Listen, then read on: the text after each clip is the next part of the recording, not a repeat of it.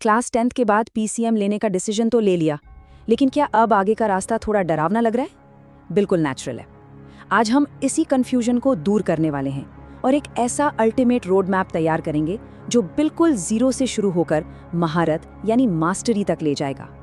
ये प्लान उस डर को एक स्ट्रक्चर्ड, सॉलिड कॉन्फिडेंस में बदल देगा। तो चलिए सीधा शुरू करते हैं। अक्सर शुरुआत में सबसे बड़ा डर ये होता है कि 10th से 11th ग्रेड में आना एक छोटी सी नदी पार करने जैसा क्यों नहीं लगता। ऐसा क्यों लगता है जैसे कोई विशाल खाई पार करनी हो।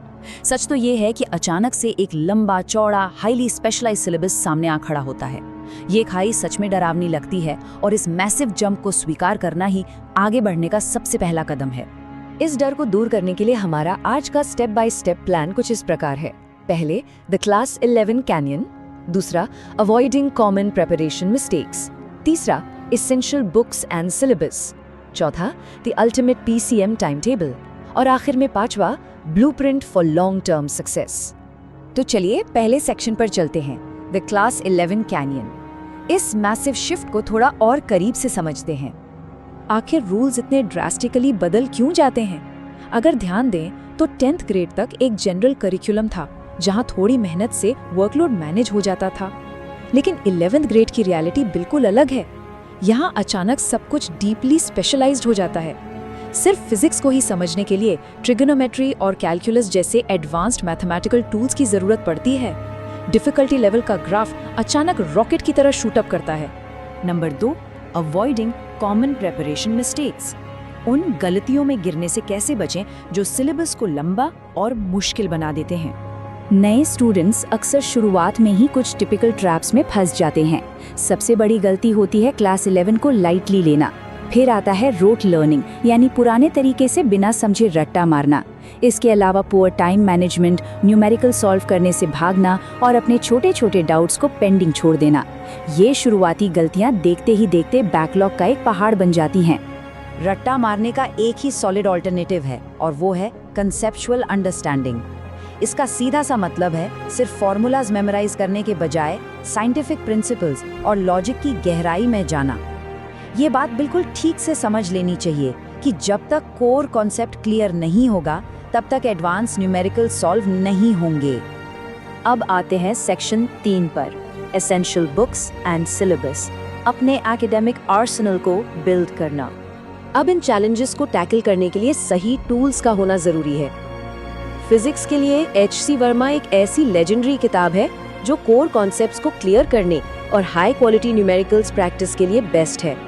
केमिस्ट्री में मॉडर्न पब्लिकेशंस की ABC ऑफ केमिस्ट्री काफी यूजफुल रहती है क्योंकि ये NCERT सिलेबस को आसान एक्सप्लेनेशंस और हायर ऑर्डर थिंकिंग स्किल्स के साथ कवर करती है। और मैथमेटिक्स के लिए R.D. Sharma step by step learning और अनलिमिटेड एग्जाम ओरिएंटेड प्रैक्टिस के लिए सबसे बढ़िया चॉइस है।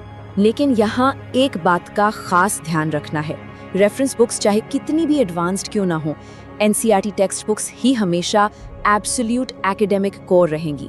ये किताबें आपकी प्राइमरी कॉन्सेप्चुअल फाउंडेशन है, इनको किसी भी हाल में इग्नोर नहीं किया जा सकता। किताबों के बाद जो चीज़ सबसे बड़ी गेम चेंजर है वो है सिलेबस स्ट्रैटेजी। सिलेबस का वेटेज और स्ट्रक्चर पहले दिन से पता होना चाहिए। अंधेरे में तीर चलाने से बेहतर है स्ट्रेटेजिकली टारगेट सेट करना। जैसे अगर फोकस JEE 2026 पर है तो कुछ कोर चैप्टर्स बहुत हाई प्रायोरिटी बन जाते हैं। फिजिक्स में थर्मोडायनामिक्स, किनेमैटिक्स और रोटेशनल मोशन। केमिस्ट्री में रीडॉक्स रिएक्शंस, केमिकल बॉन्डिंग और गैसियस स्टेट। वहीं मैथ्स में इंटीग्रल कैलकुलस और मैट्रिसेस एंड डिटर्मिनेंट्स। इन हाई वेटेड चैप्टर्स पर शुरू से कमांड बनाएंगे तो कंपैरेटिव एग्जाम्स में एक मैसिव एडवांटेज मिलेगा। Number 4, the ultimate PCM time table, एक रियलिस्टिक और सॉलिड डेली रूटीन डिजाइन करना। एक परफेक्ट डेली रूटीन कुछ ऐसा दिखना चाहिए। सुबह 5-साढ़े 5 बजे जब दिमाग शांत होता है तब फिजिक्स या केमिस्ट्री की थ्योरी सेल्फ स्टडी से निपटाना। दिन में 8 बजे स्कूल में NCERT बेस्ड लर्निंग पर ध्यान देना। दोपहर 3 बजे कोचिंग के टाइम एडवांस्ड कॉन्सेप्ट्स पढ़ना। शाम 6 बजे का ब्लॉक पूरी तरह से न्यूमेरिकल्स और सैंपल पेपर्स के लिए फिक्स रखना।